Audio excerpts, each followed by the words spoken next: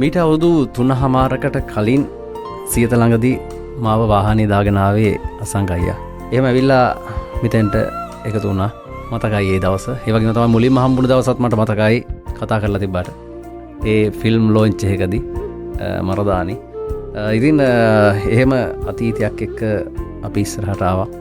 ඒ වගේම තමයි අපිට රිදම් පටන් ගත්ත දවස් ඉඳලා අපිත් එක්ක එකතු වෙලා වැඩ කරලා මම හිතන්නේ රිදම් කියන එක ලෝකේටම ලංකාවටම හඳුන්වා දීලා මම හිතන්නේ වෙනසක් කරන්න හැකියාවක් ලැබුණා. ඒකේ මූලික පියවර තිබ්බේවා. ඒ වගේම තමයි හැමෝම මෙහෙව්වේ ඔයා. අපි ඒක දන්නවා. ඒ වගේම තමයි නායකයෙක් විදිහට සියලුම දෙනා මෙහෙवला සියලු කටයුතු කරා එක අමතක වෙන්නේ නැහැ. අපිට බොහෝ දේවල් ඉගෙන ගන්න තිබ්බා. ඒවත් අපි ඉගෙන ගත්තා. තවත් බොහෝ දේවල් තියෙනවා. නමුත් ඉතින් සමුගෙන යන වෙලාවක් තියෙනවා. ඒ අපි හැමෝටම පොදු දෙයක්. දුකෙන් වුණත් හොඳ දෙයක් වෙනවා නම් අපිට සතුටු වෙන්න පුළුවන්. මොකද එය ඔයාගේ ජීවිතයට ගොඩක් හොඳ වෙයි කියලා හිතන හින්දා.